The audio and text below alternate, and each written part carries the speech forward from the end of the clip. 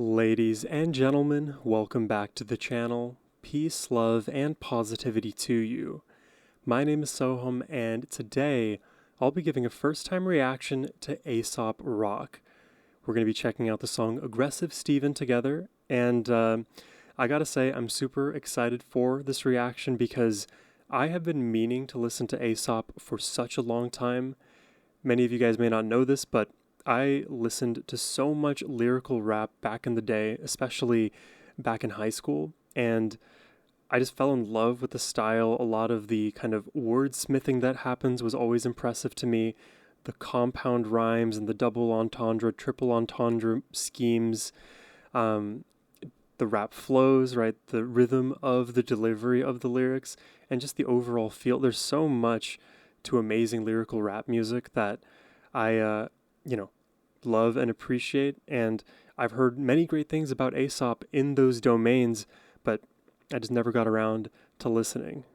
So in that spirit, today we're going to be checking out this song, and hopefully I'll understand most of it. When it comes to rap, there are generally so many lyrics that if I'm not doing a full-on lyrical analysis, a lot of it will just kind of whiz right by me. So I'll do my best here. But yeah, I'm excited to check this out. Before we jump into it though, a huge thanks goes to Alden for making this reaction request and for bringing Aesop to the channel. But now, let's jump into it. Got home one morning, maybe 10 o'clock. Grabbed a coffee, ran into my friend outside the hair salon. She said she on a break and she come up and roll a J. We'll say her name is Abby, though Abby is not her name. Okay. Skin the vibe, talking neighborhood gossip. Elevator to a maze, snake around on my spot. Before the key hit the lock, she was asking me, is that yours? Beside the door, a navy button-down bolt up on the floor. Weird. I'll take a knee on some, I do have one like it. Okay, I'm gonna have to do this in chunks, I think. But did you hear that kind of like ominous female vocal in the back? Is that yours? Beside the door, a navy button-down bolt up on the floor. Weird. I'll take a kind of like ghostly there. But so far, we are headed to his apartment, is what it is. Bolt up on the floor. Weird. I'll take a knee on some, I do have one like it, but no. And pick it up slow to reveal a few of the items. Abigail like, oh, that is certainly a tweaker's pile of stuff. A realization that demand a weaker tea inside my cup. White noise humming in my ear to the wood. I hear the bathwater running, something is clearly afoot. Someone is clearly inside. I look at Abby like I'm going in. Maybe you should stay here, she said no, I'm in. Holy shit, be cautious. Okay, hold on. So now they're in the apartment, but he hears a sound that is not Abby coming from the bathroom, and now seeming they're off to investigate. Stay here, she said no, I'm in. Holy shit, be cautious. Keep calm, sneak the door open, the apartment is tossed. Everything everywhere all at once, all the faucets are on. Let's draw the room so you can better picture all the befalls. I got this loft that when you walk in, the ceilings are pretty normal. Then a dozen feet later, it's 20 feet of beams and mortar. I inch in far enough to peek around that first corner. No sign of life in the bathroom, only debris and disorder. We baby stepping 7 feet in where the kitchen be. What is going on here? So, okay, he's describing the interior of this apartment. The visuals are pretty striking, but this bathroom thing is confusing me. Also, one thing I want to note, I like his voice. It's kind of like this hybrid of not being too bassy, but also like complementing the actual low frequencies in the mix pretty well. Kind of reminds me of a bit of a more mature Big Sean.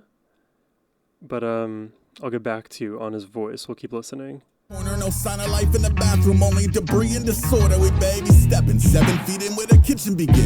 Records and books in a sink, the conditions start to sink in. Another view to that Rubicon where the pad opens up to see the answer to my questions in the rafters above.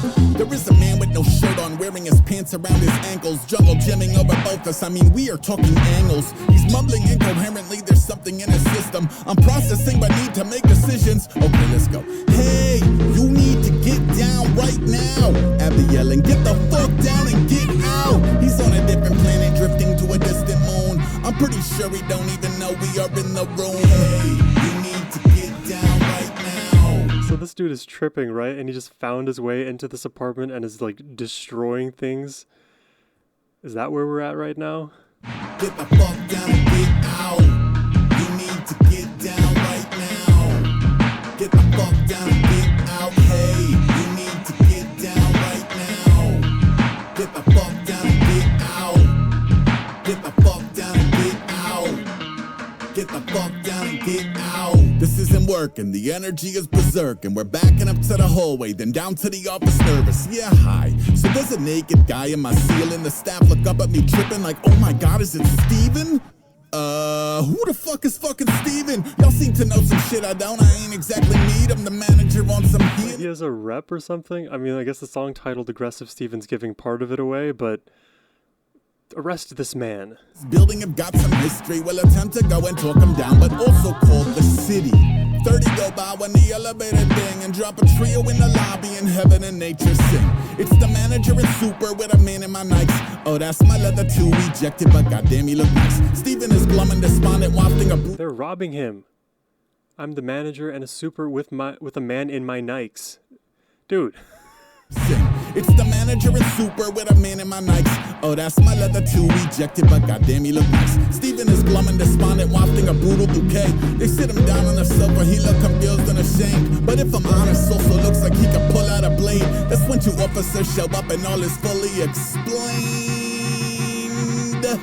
Okay, the police over Steven and see if he's even lucid. I'm on the other side of the lobby, completely stupid. The super and the manager finally get a sec to offer some backstory about this morning's events. They tell me Steven suffers from mental illness and drug addiction. His episodes have kept him in and out the shelter system. Some lady in the building used to give him her couch, but his condition led to far too many issues to count. He's even scaled up the building before and jimmied inside and been aggressive with the tenants like infinity time. He not permitted on a premises, but this is your life. That's when the officer invited me to give him my side. I said, well, first of all, I ain't the one to call, but also we're like a meter from the player involved. I can brief you on the basics if the aim is resolved, but I ain't trying to agitate him if I say something wrong. How about we move 10 feet around the corner to talk? He said I can't. Dude, I don't think I've heard a song like this where it is just like a complete retelling of seemingly like a real life situation that's happened, and like the details of the story aren't actually as like multi-layered as I would have expected. It's more just like a kind of flat retelling to a beat, to a kind of cadence that is it's like pretty pleasant to listen to, but I was not expecting the song and the story to go in this direction. Let's keep listening and we'll see what we can't take away from this one. Wrong, how about we move 10 feet around the corner to talk? He said I can't leave my partner alone with someone that's gone. Okay, seems fast to be at an impasse. Then he pulls the pen and paper out and this is what he asks. Do you wanna be the victim? What? No, I didn't want it. I'm not sure what you want. Do you wanna be the victim? Oh, you're doing a script of a communion about the nuance of a human at risk. How about we skip to where you tell me what the future can hold? He said a felony B&E and whatever he stole. We take him down to the jail and they put him back on the street. They just ain't got the kind of resources a Steven would need. I said he doesn't need a felony, he doesn't need a cell. There's gotta be a way to get him headed for some help. He said programs exist, but none of them work. It's either charge him with the crime or feed him back to the earth. That's the bleakest shit I ever heard. Jesus, yeah. I don't even have the word. I'm about to run, see what evil was done. I guess the jacket was a gift, but he could leave in the dumps. Upstairs sucked. The Nikes are gone. The rest is just stuff. I've just seen Steven eating lunch.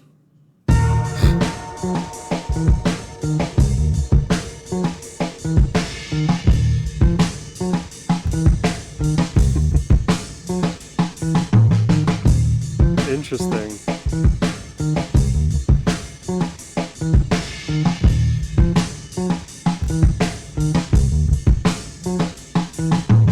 ITS. It's the future. Wow.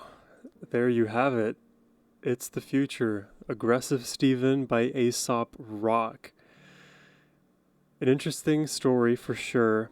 It seems like it's really rooted in reality, and I've heard stories similar to this where you'll just find some random drug-addicted person in your apartment. This happens in college dorms especially. People like forget to lock their doors, and a person on drugs or high or whatever it is, they think they're entering their own apartment building and then they open the door, or they're doing it nefariously, in which case, definitely deal with them.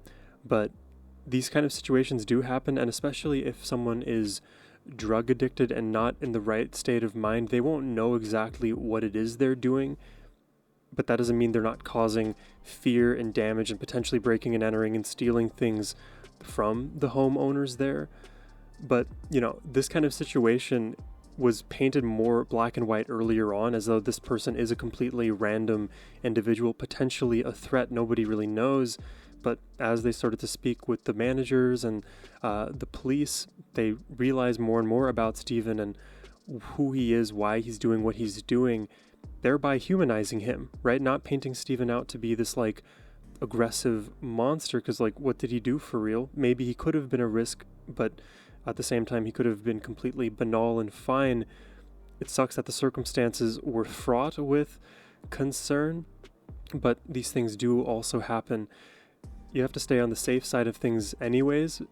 But then I think a secondary kind of, or not secondary, but like an additional meaning to this song is about the way in which a lot of homeless are treated, or drug addicted individuals are treated in the United States.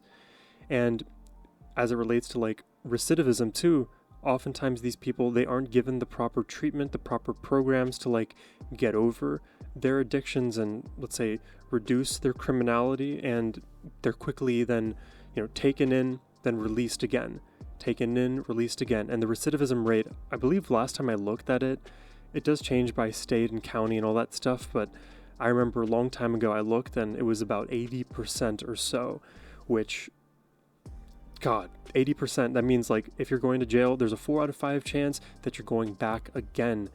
And that is an unfortunate testament to just how bad the criminal system is at, what's the term? There's a word for it. Rehabilitating. There's something. You know what I'm talking about, right? Basically re-entering people into society in a way that is compatible with the world, and not just like kind of given nothing and told what to do, but not how to do it. It's unfortunate, right? Because everyone in this universe is human and deserving of a chance to redeem themselves and given the opportunities. And unfortunately, a lot of resources just aren't given to people freely. The guidance is rather limited, and because we live in a capitalist society, it's so often the case that it is not to your economic benefit to go out of your way to help someone else in need. And instead, we will fixate more on how we were harmed, even in a minor way, than the life that this person is living, which they're suffering immensely, and we only get to see a microcosm of it because we're kind of ignoring the realities, or turning a blind eye. I am not smart enough to be able to reconcile all of these issues, but I know we need to do our best to treat every single person in this world as human, with love and respect. And this is a very, very real situation that happens a lot, and I've never heard a song about it sung in this manner. It felt like just a recounting of the situation, but I feel like there's a level deeper there that can be explored too. Maybe Aesop does that in other tracks. This to me felt like a more literal approach to the storytelling. But let me know what your thoughts are in the comment section down below. I hope you enjoyed the reaction, and if you'd like to request one yourself, you can do so by hitting the first link in the description box below. Thank you all for watching. I hope you have a wonderful rest of your day. Take care, and peace.